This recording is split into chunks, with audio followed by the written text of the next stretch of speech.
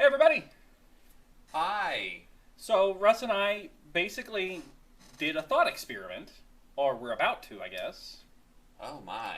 I mean, me thinking that's a an ordeal. The premise behind this is if Jeff and Russ made a jRPG. Yeah. We're not actually planning on making one, because we are only two men with no musical talent, I mean, no artistic people talents. do it. People much better Yeah. than you or I. But somebody's got to be able to, create a sprite, which is beyond us. Yeah, absolutely. Yeah. Mm-hmm. So we're not making a game, but I was thinking maybe it would be interesting if Russ and I were to collaborate on what we would include in a game if we were to make one, since after all these episodes of Home on the RNG, we are something of Yeah. jRPG experts. I have all the theoretical experience one would ever need. So we have not discussed this ahead of time, because I think it would be interesting to see where we come down on. Yeah. We're not going to line out like the actual plot of the game, because we don't have one, because we're not making one.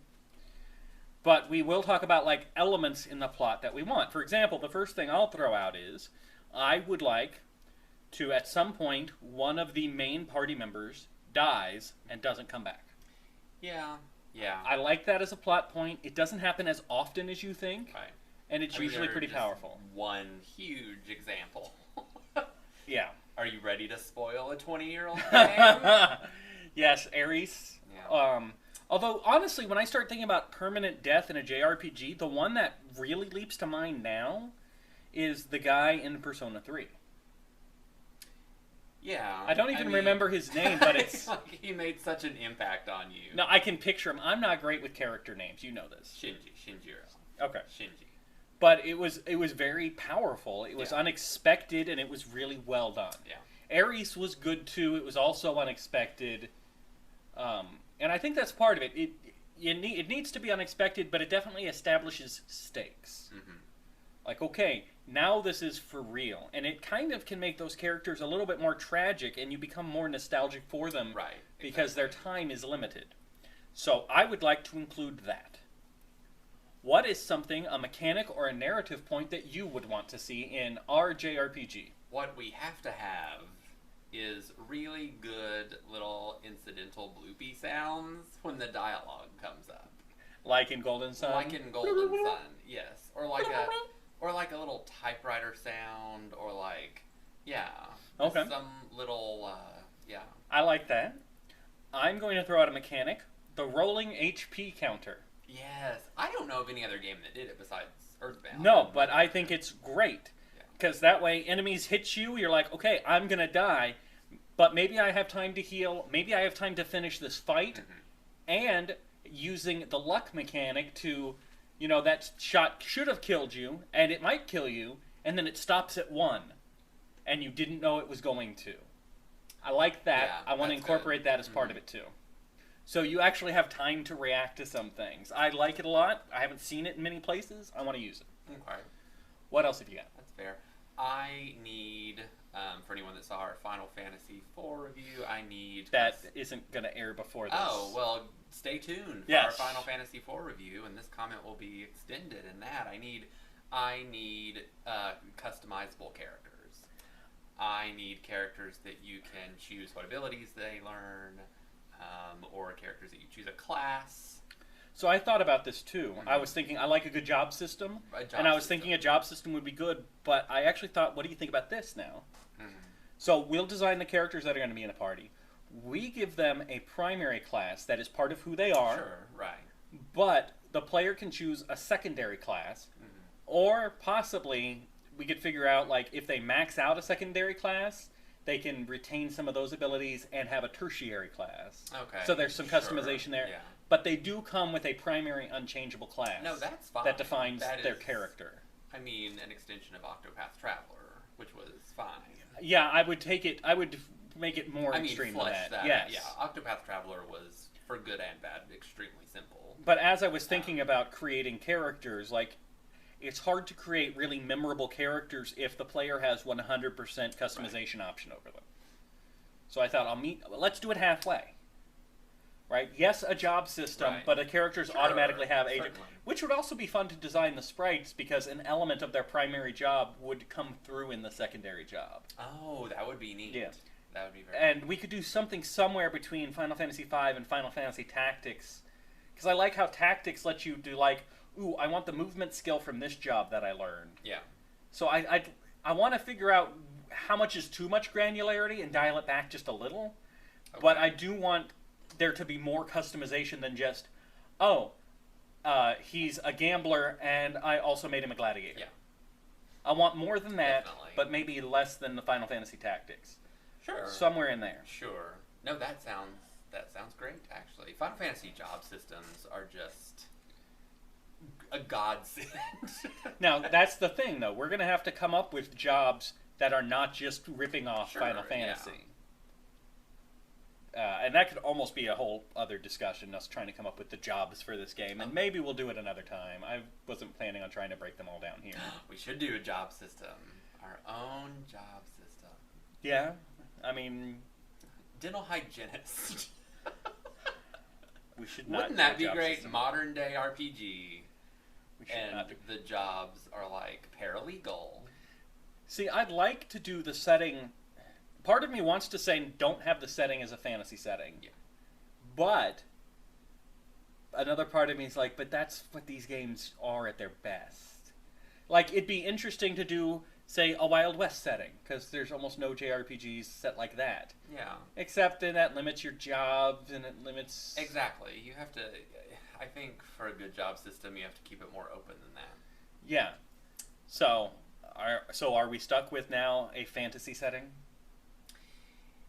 I mean, it could be a hybrid. Wild Arms comes to mind because Wild Arms attempts a Wild West setting is interesting because Wild Arms attempts a Wild West setting in every game. The third game is the only one where I feel like it kind of gets it right, but it doesn't have a job system. So it would be fun to have more. I mean, it could be a fantasy western. That's what I'm saying, like fantasy inspired things. So in a not western instead of setting. being fantasy steampunk like Final Fantasy VI, we make it fantasy western. Fantasy western. I think we could work with that. I think we could make that work. Or Like you have like a Ooh. gun mage, but it's like 6 shooters. so, in order to keep it more realistic, the majority of the game would happen in this frontier, right? This western setting. But there is a more cultured, more civilized, where the population is more localized, an empire, a kingdom, whatever. Okay. That is a little bit better on technology, hygiene, all that. Less western, I like hygiene. more urban, Yeah. but right. not wildly out of Right. proportion. All right, I think and we do most of our time out here, but we will occasionally do bits in here. Sure. Okay, I can work with that as a setting. Here's one that this was the one thing I mentioned to you as an example of what I was talking about, and you immediately said no. So this should be fun. I would like it to be a rotating cast of characters based on the narrative. As you play through, your party members leave and new ones join, and you don't have control over it till near the end. I'm not saying before the final dungeon. What I'm saying is I want you to have been forced to play as every character before you're allowed to start picking your own party. I can get on board with that as long as we don't push it off more than like the halfway point. Because I'm okay with a sampling of every character, but if you're like... I was thinking 3/4. If you're like that far into the game and I'm still being forced to use somebody I hate, I'm real mad. Well, see, because here's my problem that I I'm have really with a lot of these games is most games that let me pick my party, I usually spend that entire game with the starting party. Because I've gotten comfortable with them, I know them, I might swap one of them out. But like Final Fantasy VII, when I play it, it's me, it's Tifa, it's Barrett. That's my party almost every time. How sad for you. Well, because it's what I'm used to, and if you don't force me to play as these other characters, why should I?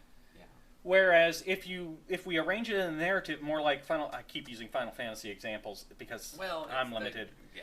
But if you use it more like Final Fantasy IV, where, okay, for this part of the story, these are your characters, then when the time comes for you to pick your own party, you really have played as everybody. You know who you like, and you know who you want to go through the end of the game with. Yeah. I'm good with Final Fantasy VI, where basically the first half gives you set party members for set missions, and then the second half has you just collecting everybody. That's as far as I would go. This game's really, never going to happen. In Final Fantasy IV, did you pick different people at the end? Well, of the versions. In the version that lets me, I usually replace. Did you really? I replace Edge with Yang. Oh, okay. Every time. But doesn't everybody? Isn't that just? That's just common sense. Yeah. I just do like Sid and Edward, and Paloom and Paroom. And that's your party? Yeah, absolutely. Any party that doesn't have Edward is not going to make it. Yeah. All right, so what else have you got? What else are we putting in this game?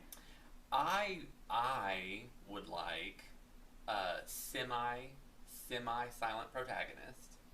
So you are making choices. You're making dialogue choices, and dialogue choices have a modicum of different outcomes depending on what choice you make, and selectable male or female protagonist. Interesting. Yeah. Okay. I was actually thinking we just make it a female protagonist. Oh, sure. Well, I mean, sure. That way we can collect the tears of male supremacists who are like, I can't play the game because I can't be a woman. Well, then this game's not for you. I like the idea of selectable male or female because I feel like so many games, as a good thing, do go with female protagonists now. I feel like I play as female protagonists a lot. Not that that's bad, but I do like the idea of let's do it then. the ability to choose their gender. Let's go ahead and give them the Especially ability for people to that like choose to insert themselves in games. I'm not necessarily one of those people, but I know there are people that like a self-insert, so that's what I think is fair. Okay. Yeah. I'm okay with that. It'll be interesting to tweak the story. That's the thing, though. We need to make it so the gender matters a little. I don't want it to be very obvious that, oh no, you can play as either gender and no dialogue changes. No, we would have to actually go in and make it two slightly different games. An idea that I had, because I used to see it occasionally, especially older RPGs, is like a dungeon that only female characters can go in or something. And it was usually like really sexist about it. We wouldn't do that, but like, say like your main character is a female and they can only do this. Or if your main character is male, then they can... What if we also made it... I mean, we're not really making the game, so let's go big. What if we made it so that the male and the female protagonist encounter different events in the story at different times? Sure. Different party members join them at different times. We make it so it's the same basic story. Mm-hmm. But because the male and the female are two different people, they start from two different areas... they come into the story in a different way. Yeah. Like Star Ocean 2. So they might meet they'll meet the characters in a completely different order. They'll maybe do dungeons in a different order. Sure, yeah. I mean, we're not making two different games. We're just reordering the same game depending on your choice at the beginning. That's a good idea. Okay. I like that. I like that idea, and that doesn't even have to be... I mean, I know it doesn't even have to be regulated to, like, male or female or whatever. You can say, I start from this place or this place, or... I like that idea, though. Well, we want to make sure that it's not just, are you male or female? No, these are two different people. Right. So much so that when you pick the character, we could even give a little background, and that way you're not picking them based on gender. You're picking them based on which story you prefer. Yeah. Like, this person versus this person, not this gender versus this gender. Star Ocean 2 did that in a very limited way. It was only the introduction. It was only the prologue. But the prologue was completely different. Persona 3 made a different game. Persona 3 did make a... When you pick female, it is apparently a different game. And now they pretend like she doesn't exist, so... But Theodore, who only she encounters, is referenced in many of the spin-off games. She's in the new Dungeon Crawler, so I guess they'll... Yeah, there you go. The new isometric Dungeon Crawler. I couldn't do it. I love Persona. I played all the spin-offs, but Persona Q, I could not do. I just couldn't. I can't do it. I just can't, man. That makes me sad that they're making a sequel because I just can't do it. I'm sorry your life is so hard. What else do you like? I'm surprised you haven't said a dating sim yet, or some kind of dating system. I mean, Was it coming? And did I just jump the ship? I guess it was coming. I am honestly, really, truly, and honestly less keen on the dating sims than I used to be. I feel like some games do it correctly. I feel like Persona does it correctly and like pretty respectfully of people, unless you're like dating the teacher That or one's something. weird. I mean, that one's weird, but we would have to do it really. I would be okay with there being romance options as Do you long know- as it wasn't a major element of the game. Not a major element. Here's my example, and this is going to be a deep dive for JRPG Okay. people. But Trails, the Trails series of games, latest series, Trails of Cold Steel, has a mechanic like that. And if you play a male main character, so if you pick the girls to hang out with, it does turn into a romance.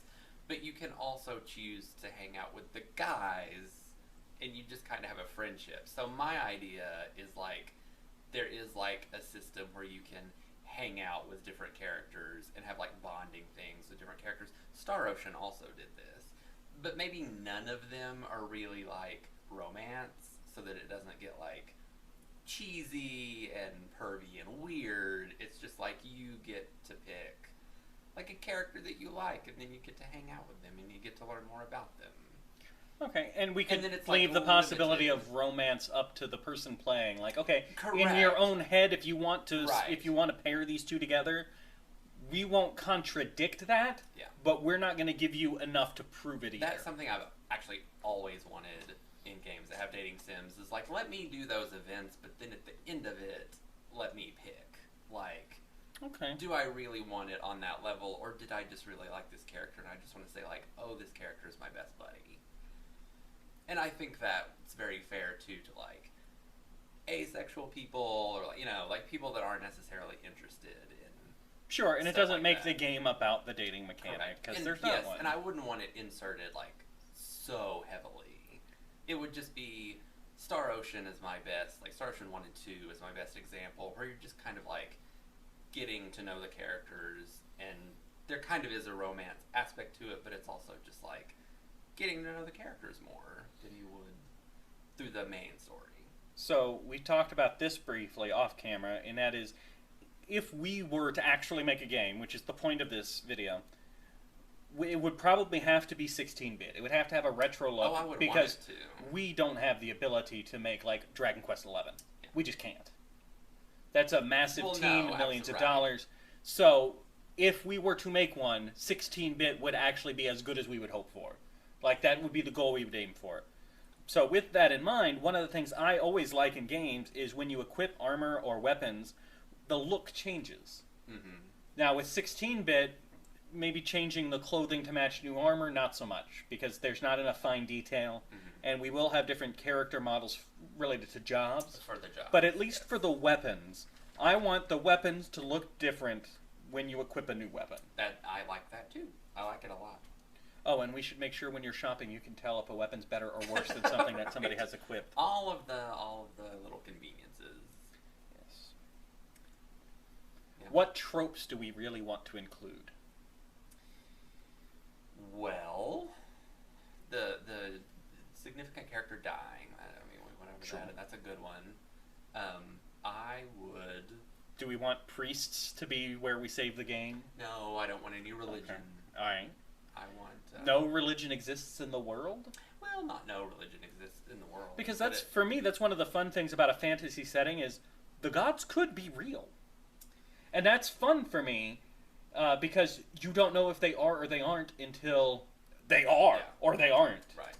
I would want, speaking of that, I would want the gods to not be real. I always want like an RPG where there is this big religion or legend of these great heroes or something like that, and then it turns out to all be like made up bullcrap. An atheist JRPG. Not sure. I always like the settings where the gods are real. That's just I'm me. the total opposite. I like it to be like all of these legends about the great hero actually weren't true. The great hero didn't really exist, or he was So Kind of a douche, we're gonna have to or- meet in the middle where there's no conclusive proof either way, and the gamer could come away with I either get opinion. tired. This is the thing. I get tired of RPGs where like whatever the legend is about the legendary hero or the legend of the gods that created the world is always true. I feel like it's almost always true. So I did an interesting thing. I'm actually writing a fantasy novel right now, and I guess anybody watching this is a sneak peek for a book that won't come out for years. But I had to come up with a pantheon because it's a fantasy novel. I need some kind of structure, some kind of pantheon, and I tried to think, and I was having a really hard time coming up with how do I want this to work. And I was thinking about it every night as I went to sleep. I was tossing and turning, and I finally got the answer. Like my brain gave me a dream with the answer, and I was like, "Ooh, I like that. I'll take that story." And it was at one point there was one god, but he wasn't the nicest guy.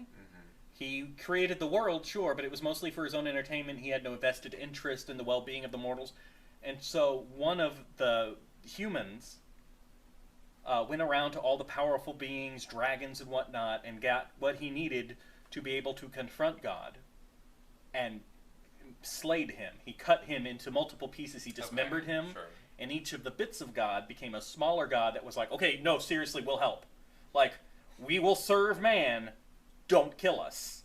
Okay. And so in that setting now you have this pantheon of gods. You've got the mother and the god of knowledge and all these various, and then in the small temple is revered Aram the God Slayer, because his sword is there, Okay. and if ever the gods fail in their duty to humanity again, we're coming back.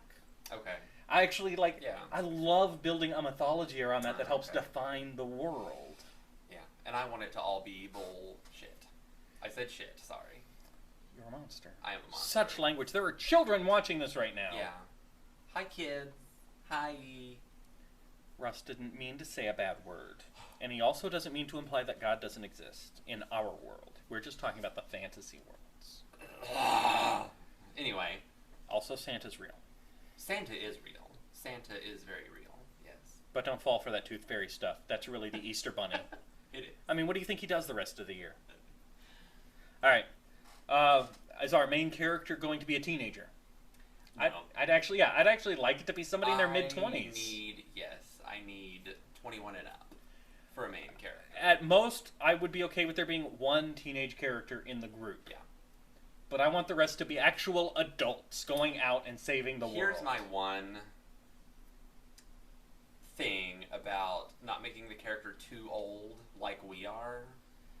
Is 35 is not too old. But here's my point.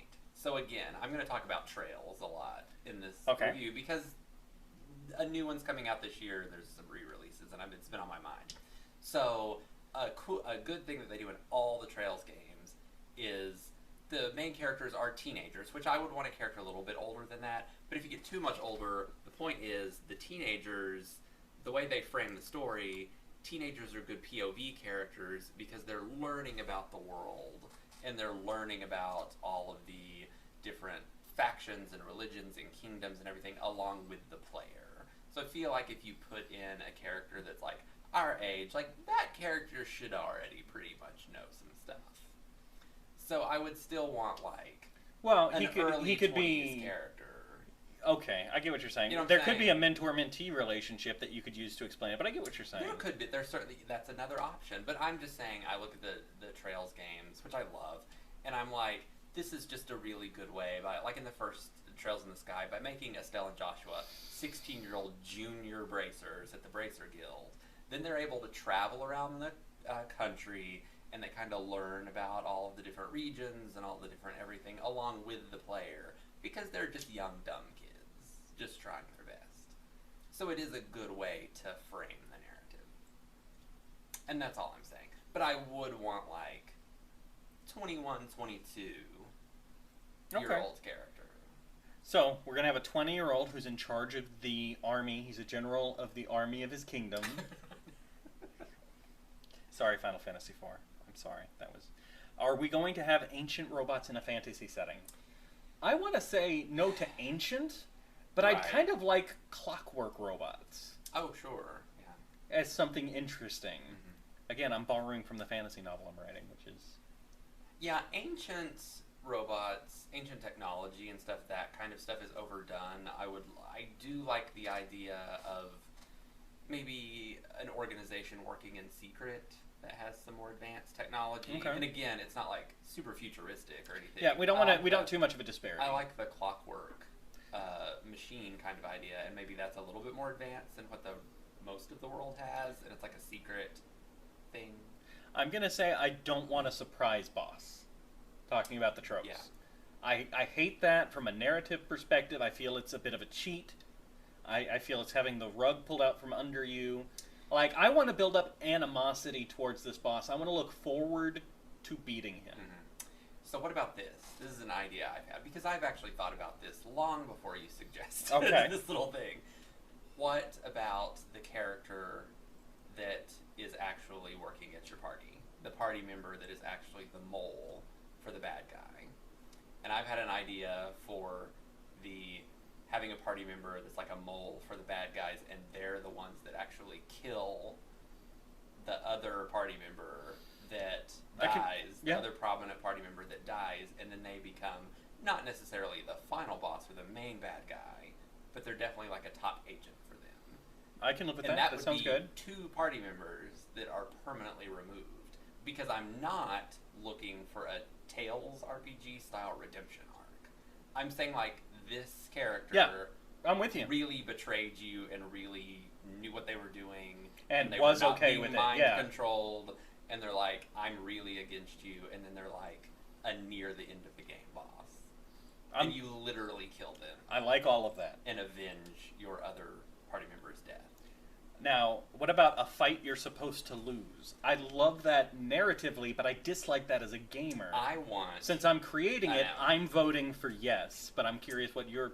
Since we're writing it, and like I said, I like it as a story perspective. Mm-hmm. It irritates me as a gamer, but... I want a fight that you're supposed to lose, but can win through sheer skill or grinding or determination.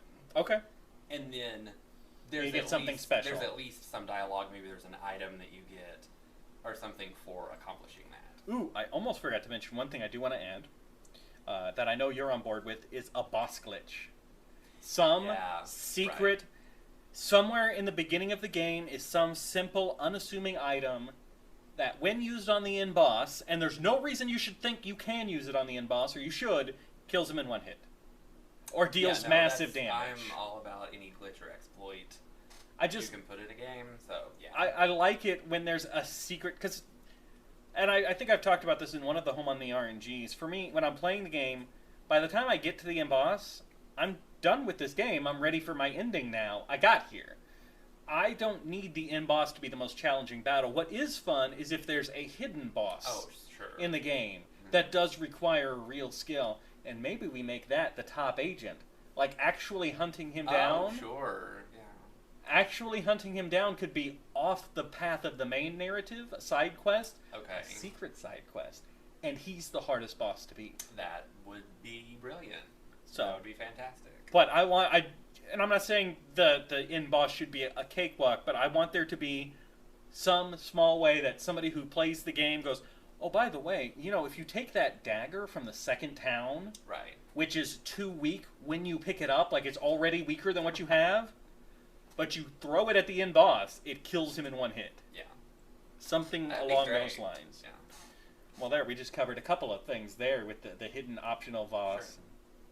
I do want side quests that aren't explained. They're just hidden little side quests, like Final Fantasy IV with the spoon dagger. Yeah, right. I agree with that. I do want. Yeah, I don't want the game to absolutely. I want somebody to be able to play the game on rails if that's what they want. Mm-hmm. If they want a straight walk from beginning to end, go for it. You don't have to do side quests, but I want there to be a reward for. Hey, I haven't been to that city from the beginning of the game in like 12 hours. Let's go back there and see if anything's changed, and it has. Yeah. Perfect. What about mechanical things like you level up and it heals you? I do like a level up giving you full health. I always appreciate that in a game.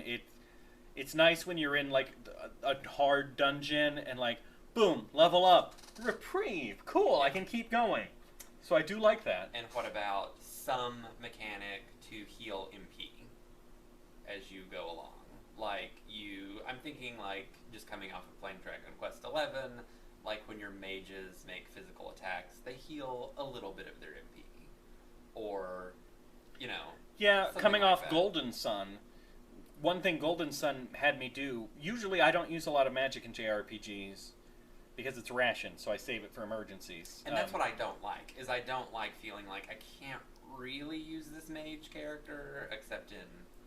But Golden Sun allows you to just gradually replenish your MP as you're walking around, and that encouraged me to use magic a lot more in that game than I had before. So, yes, I do want to find some way to encourage players to use magic more by small replenishments like that. Yeah. Something that keeps them going. I thought in Dragon I would Quest say a 11 level it up was should fully replenish MP as well. Yeah. Oh, yes, definitely. But I loved in Dragon Quest 11 the way you could have, like, Veronica physically attack and she would heal towards the end of the game like 30 MP. Yeah, and also, you give them a free spell to suck enemy MP. Yeah. Although, any game I've ever played, that's not been a useful enough trade-off. Again, so maybe we make it a little more powerful. Yeah. Well, going back to Dragon Quest XI, Serena, I think, also has a skill where she randomly uses no MP for magic. Well, Veronica also sometimes has an ability to cast the same spell twice for no cost the second time. Mm-hmm. Those were all really great magic mechanics that I saw in that game that are just fresh on my mind. That really made me keep those girls in my party all the time and just use magic like Game Buster. Are we putting in gambling minigames? No. I hate... I'm okay with that. I hate... So, you can have a gambling minigame, but unlike the late 90s, early 2000s Final Fantasy games, do not make that a requirement. In any way, shape, or form. Not even for a side quest. Like, that needs to be 100% a separate thing that you can do that is a game within a game, but don't make it the requirement to get a dress sphere in Final Fantasy X, or don't make... Even Dragon Quest had one of the side quests there was like, you have to get a jackpot on one of the high-stakes roulette tables or something like that. And I'm like, no, I'm never, ever in a million years going to finish that quest because I don't care about that gambling. I'm okay with leaving that out entirely. Yeah, leave it out entirely if you ask me. Party size. 3 to 4. I like 3 to 4. I feel like that's manageable. I feel like you start to get beyond that and it becomes unmanageable. See, I always liked Final Fantasy. God, I hate that all my references are Final Fantasy. But Final Fantasy IV, where you had 5, and that's like the most I've ever seen apart from... But I always felt like one of them wasn't necessary. Like, Edge wasn't necessary. Or, like there was always somebody that wasn't really necessary. Alright, we can go with 4, but I want the ability to hot swap in the middle of battle. Oh, certainly. I also like, and I'm just talking about Trails, this whole, Trails of Cold Steel this whole time. So Trails of Cold Steel has 4 active party members and 2 reserve. And they're actually support abilities you can do with your reserve characters. Okay, I can see that. They're hot swappable and you get special support power. People not in the party get XP. Yes, absolutely. I want them to level up at the same rate as the people in the party so that you can swap out. Yeah, I would love that. I would even be okay with like 75% experience, but no, it would be ideal to do just as much experience. So when we're looking at the combat screen, what does it look like? Well, my ideal game, and this is again going to be a little bit of a deep dive, is Grandia. I don't know Grandia. I can't help you. So Grandia is separate battle. So it's separate battle screen. You trigger a fight and you go into a separate screen. Your characters can move around the screen. Okay. There's a positioning element. Okay. To where your characters are. I'm there. So one of the actions that you can take during your turn is this character just runs from this space to this space. Because there are abilities that are area of effect, and there are abilities that do a line of damage, and so there's a positioning element. I was actually thinking a you're little bit like Trails, which is kind of what you're describing. It is a little bit like Trails, yes.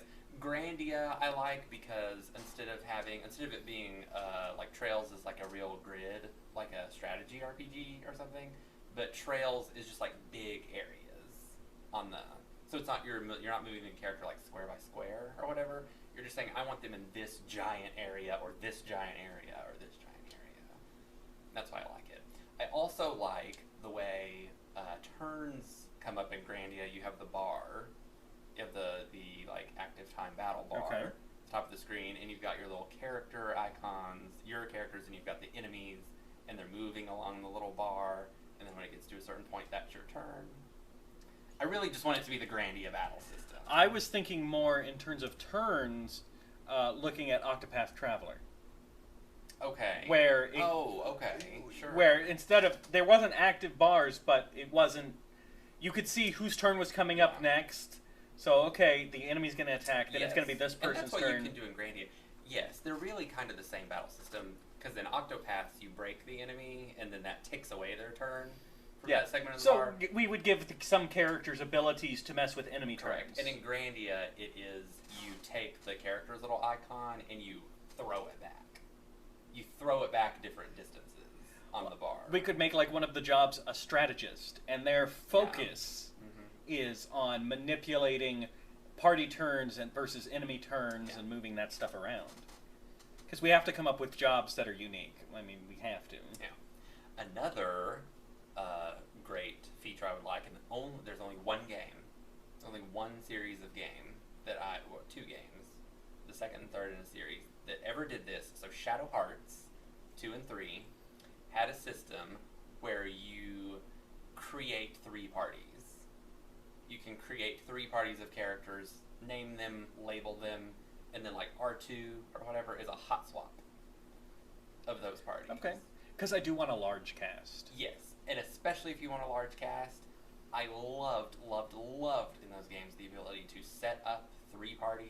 You had I think they had 8 characters or something in that second one, and you could set up 3 parties and then just swap them on the fly. Little R button tap. Okay. And you had a new party. It was an excellent way to swap between characters. We are going to need a large party if we're actually going to lose 2 of the characters. Oh yeah. Hidden characters. There has to be a couple of hidden characters. Optional hidden characters. No, I'm standing firm on this. I need it. I need people to be able to recruit characters and their friends go, I didn't know you could do that. So, okay. So do you want just a couple? Yeah. Or do you want full-on Star Ocean where there are only like 2 actual characters you have to have? And then you can fill... I like that you went Star Ocean instead of Suikoden. But the other... Well, so Star Ocean is where there's like 14 characters total. There's only 2 that have to be in your party. And then you pick 6 more out of all the other 14. No, I just want a couple of hidden characters. It would have to be more than 2 because if you're going to have a character that dies permanently and a character that betrays permanently, then you would have to have... But we can have 12 characters and then 2 more optional characters. I mean, we can have a large cast. I'm thinking Final Fantasy VI now. Yeah. They have a large cast, and there's 2 hidden characters. It's true. Yeah. I mean, at this point, I know we've played the game enough that they don't feel like hidden characters, but they are. They are hidden characters, yeah. That's what I'm talking about I mean, here. at the end of the day, even like Mog is an optional character. True. Shadow is an optional character. Yeah, in the second half. In a sense. But you encounter Mog and Shadow just by playing. I'm talking about Umaro and Gogo, where you can play through the entire game, although I would like them to be characters that you meet narratively, so more like General Leo. Sure, yeah. Like, I want you to be able to encounter these characters, run into them, maybe even they are briefly a guest in your party for something, but actually recruiting them requires you to jump through a couple of hoops that you don't know about. Gotcha.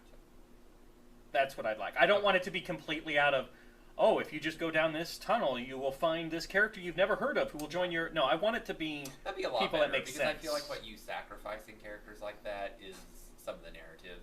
Because you can't really ever have them involved 100% in what's going on, unless it's a side quest. Yeah. All they can have is little That is the problem with hidden characters. But I think if we had a large enough cast, it's okay. Alright. And we do make sure that they have a part in the story outside of being a party member. Sure. Okay. I'm feeling like we're coming to the end of this. Yeah. At least for now. Maybe we'll revisit it someday or map out the job Map system. out a job system, yeah. I feel like that could be some fun to do another time. Dental hygienist has to be on it. Fluoride. Da da da da da da. This is why Russ and I aren't actually making a game. We're just giving a much more talented person ideas. Russ and I are not making a game. Ever. Water pick.